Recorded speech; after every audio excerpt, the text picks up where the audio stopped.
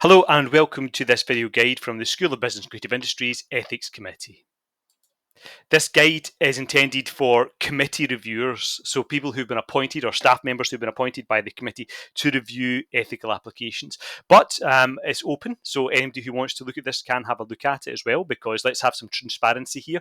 You can see what the ethics reviewers are going to do when they look at your work.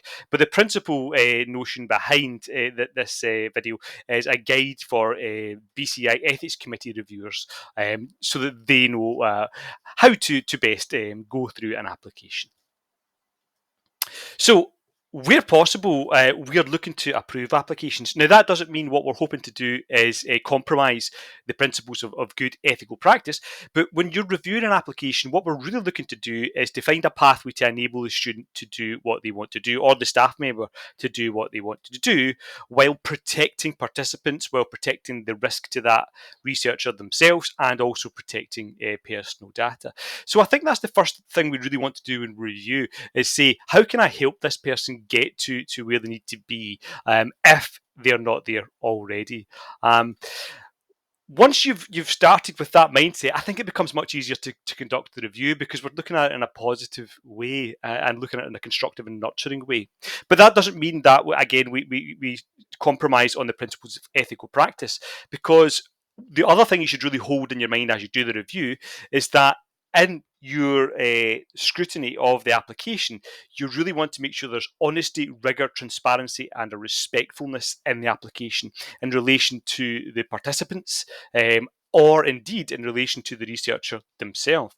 So the honesty, rigorousness, transparency, and respectfulness is really key to what we're doing here. We are wanting to make sure that we're protecting participants, we're protecting personal data, and we're protecting the researcher themselves, and we're making sure that is a careful and considered approach. If you find that an application falls short on any of the above, then do ask for it to be resubmitted. Even though we've said at the outset we're looking to approve applications where possible, there is nothing wrong with asking for a resubmission. You just clearly specify why you think the application falls short and how you think that the application can be changed in order to make it honest, rigorous, transparent, and respectful if it's lacking in these areas. So please do not be afraid of asking for resubmissions. They are not rejections. It's just asking for the candidate to do a little bit more work. And the best way to communicate your thoughts is directly through the panel comments. So use the panel comments facility in your review, rather than just putting information in the open text box at the end. Okay, so really use the panel comments, because that the students can see these targeted, or the staff members can see the targeted comments that you're thinking about. So, what I want to do just now is go through the ERM questions and talk about what we're looking for in each question. And this is just a guide. Of course, you'll know yourself from your own specialities, your own areas, what it is that you're looking for. But this is just a general overview as best I can provide for you. So the ERM questions are sometimes a wee bit frustrating for people because there is repetition, but when there is repetition, it is there for a reason, and hopefully I'll be able to explain that as we go. So the title of the study is pretty straightforward, yeah, but we are still looking in the title of the study. Is it truthful? Is it respectful? Is it honest? Are there any problems in the title? So please do have a look at the title. And the primary purpose of the study is important, because you might find that it's not research. You might find that this is a modular approval. This is where somebody's asking for approval for their module, or indeed to send a questionnaire out about student success, or any way they're going to contact students, or other individuals, but not use the results for research, but use the results for some other purpose. So you might find it's not always research. The next thing we have to look at carefully is where the proposed research will take place. Now, this is a really important question. It's become very much so during the time of COVID as well.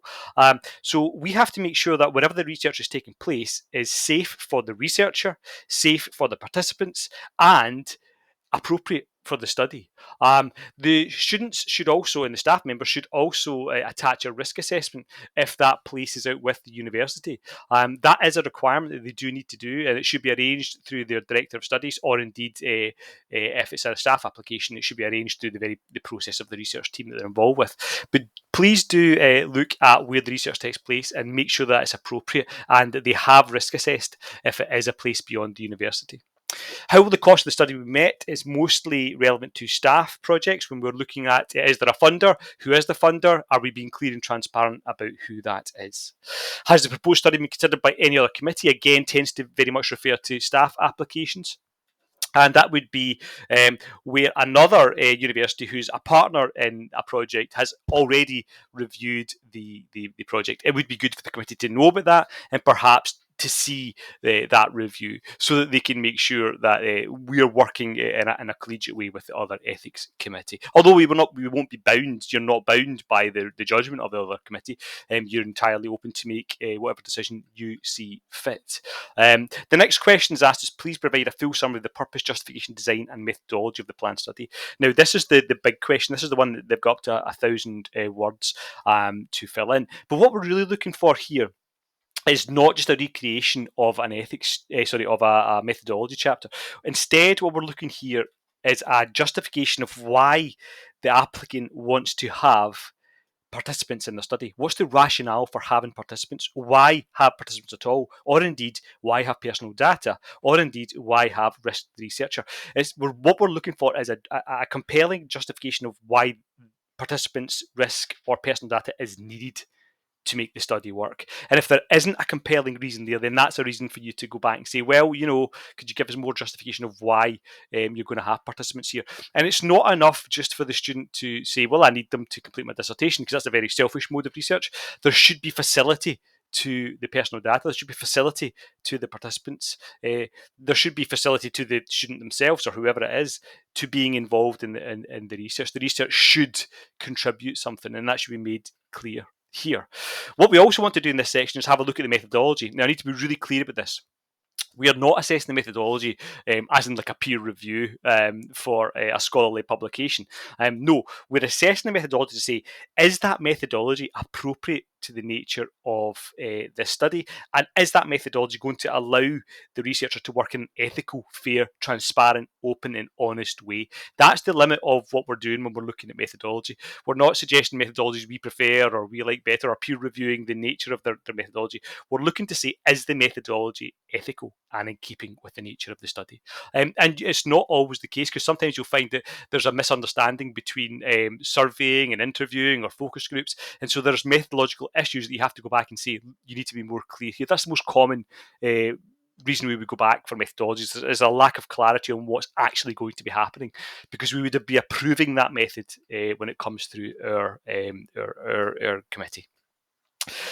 Below that, this question is not that great for us. How has the scientific quality of the proposed research project been assessed? So we're not always going to be operating in a scientific manner. We're obviously going to be operating in an interpretivist paradigm quite often in our school. But still, it stands, because what it's saying is, has the supervisor looked at the project? Has somebody else in the research team looked at the project? And there's a list for the applicant to select. And this is a really important question as well, because in order for the applications to go well, the supervisor or the lead researcher should really be involved in the writing of this application, and it should be a discussion as well, so that when we get to the point of application, this thing has been read through multiple times by multiple people, so that we are generally just able to say, okay, great, yeah, good job, well done, rather than the bouncing back and forward. But you will find that some projects, they'll use us to provide the guidance. It's not ideal, but that will happen, and they'll look for a resubmission so that we can guide them on how best to put together the project. So there are further questions, and the next one is explain your intended sample size. Now, quite often you'll just find they put in the number of participants they're going to have. That's not actually what we're looking for. What we're looking for here is to see, okay, how many participants you've got, and why is that appropriate to your study? So we're looking like, are you involving too many people? Is that going to not be achievable? Is it going to be no meaningful data because you're not going to get that sample size, or have you got too few to make any meaningful decisions? So you do have to look for a justification of the intended sample size and make sure that justification is in keeping with the methodology of the project. So again, you're not making a judgment about what you prefer. It's just, is it in keeping with what the student's trying to do? And also the next thing you can look at is it appropriate, to have all these people involved in your study, especially if there's any risky questions or sensitive data being discussed.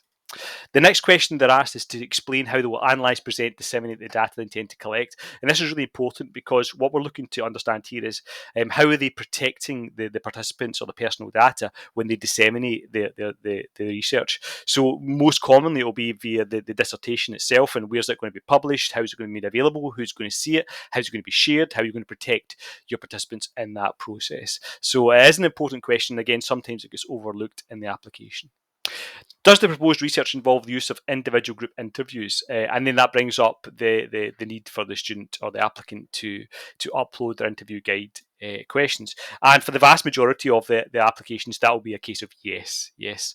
And we will look to see those questions. Now, again, when we're looking at those questions, we're not really looking at them in terms of to say, well, they're not good questions. We're looking to say, are they fair questions? Are they ethical questions? Are the questions themselves problematic? Are they going to ask questions that would be deemed unethical?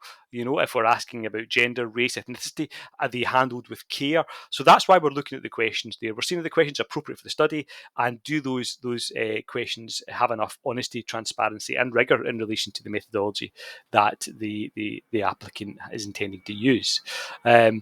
Linked to that is the direct question on sensitive, embarrassing, or upsetting information, or whether it's possible that criminal disclosures could be made during the study. And this is really important that we do think about this when we're looking at the students or the applicants' information, because, for instance, asking about gender is a sensitive topic. So therefore, they must tick yes, and if they tick yes, they must mitigate for how they're going to control that. What is the reason for asking about gender? And there are many. I won't go through them all, but you can imagine there are a whole host of topics that are sensitive, and an increasing number of topics that are sensitive as the world is changing around us. The other one is that are they going to be forced to disclose any criminal or other disclosures that could require the researcher to take action? And that's important. So if it is a sensitive topic and they're going to disclose something that would require you as an ethical being to have to then disclose that information to an authority, then that has to be made clear. Very, very rare that's going to happen, but it has to be made clear how that would be mitigated. Once we move on to the next box of questions, it's asking for details of how you recruit the participants. And again, this is something that's not always that well done. In this box, quite often they'll just say, well, we'll use social media, whatever. What we're actually looking for here is to scrutinise how they're going to contact the participants, when they're going to contact them, and is the way they're contacting the participants fair, transparent, open, equitable? So it's really important you do look at how they're approaching the recruitment of their participants, and does that lead to any conflicts of interests, for example? We want to have a look at that. There is next a list of applicants from high risk groups or protected groups, and the applicant should identify whether or not there are any of these groupings in their study. Now, that would most commonly involve high risk groups such as children, yeah, or people who are not able to consent for themselves. If there are, now you can do research, we can allow research with people from those groups, but we have to have a really clear rationale for how we're going to gather informed consent, and how you're safeguarding those participants in the study if they are there. So if that does occur, then do please have a close look at that and make sure that there's safeguarding in place for these vulnerable participants. The next question asks about special pressures that could make it difficult for participants to refuse to take part in the study. And the most common ones is asking friends, asking co-students, asking colleagues in the workplace, asking family members. That would all, if you were asking anybody from those groups to take part in your study, that's a special pressure. And the applicant would have to provide mitigation for how they'll get around that. Now, they're free to do so. They're free to ask their fellow students. They're free to ask their colleagues. They're free to ask family members, but they must demonstrate how they can mitigate this special pressure that would be put on that participant to take part in their study. And we see that most often with asking other students, and most often with asking colleagues from the workplace. Okay, so will participants take part? And that's simply a yes, no, and if so, please provide details so that we know what's happening there. The next question down is what's the expected duration of participation in the study for each participant? And again, what we're looking for here is that fair? Is it a fair amount of time they're taking from the participant? in relation to the aims of the study. We don't want to see studies that are dragging participants in for overly long amounts of time. Now, that's not to say we're going to exclude long studies, longitudinal studies, because they are absolutely valid. But we must see that the duration of participation in the study is relevant to the aims and objectives and methodology of the study. And it's fair and it's reasonable and it's achievable. That's what we're looking for in that section there. Informed consent is the next question along. Will informed consent be obtained from study participants? And the answer should always be yes. We are not going to approve any applications where they're not gathering informed consent. So we're looking for a participant information sheet and a consent form for all applications involving participants. If it's just risk to the researcher, then we don't need to see those. But if it's just personal data, I would still think we should look to see these because we should get permission to use personal data. If it's participants that are going to be in interviews or whatever the case may be, then 100% we want to see this. But we should always get informed consent from participants. So always look for that. When you're looking at the participant information sheet and the consent form, you're also looking to make sure that there's the right to withdraw clearly explained on it. And you're also looking for that the ethics committee and the supervisor details are clearly put into this information. We should also make sure that both the PIS and the consent forms don't contradict each other. Sometimes you'll find that. So you're making sure that there's no contradiction between the two. The next question is it likely to cause any discomfort or distress, either physical or psychological, when you're involved in the study? And it's really important that that you do have a bit of scrutiny here if the answer is yes, or indeed if the answer is no, do you suspect that it might do so? Because it's fine to have a study that's going to have discomfort or distress involved in it, but you have to provide mitigating circumstances and there has to be the provision of safeguarding. So for instance, if this is a study that's exploring alcohol use or alcohol abuse, we can allow studies to go ahead, but we would have to see how the student or the applicant is going to provide mitigating circumstances or support mechanisms around those topics so the participants are not left in a worse off place after being involved in the study. Does the proposed research involve any physical invasive procedures? Is most likely always going to be no, but there can be some instances where it's yes. So for instance, if you're asking them to try wearable devices or you're asking them to try different types of makeup for the stage, who knows, then that would be a physically invasive procedure and it would have to be accounted for and demonstrated how you would make sure it's safe for the participants.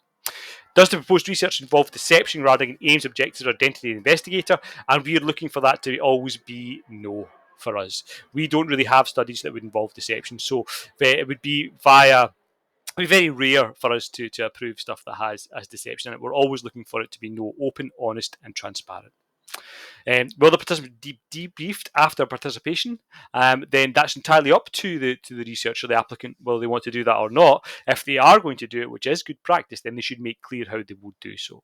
Are there any other ethical considerations? Is an open question that the applicant can tell us anything they think is relevant. That could be something that they feel supports their application or a risk they feel is not brought up by some of the questions we've already covered. And so we don't really know what would be in that box or that response. So when you're looking at it, you just look at it in the same way you look at everything else. You know, is there transparency, honesty, is there safeguarding and well-being of the participants and personal data being protected? And that's what we're looking for there.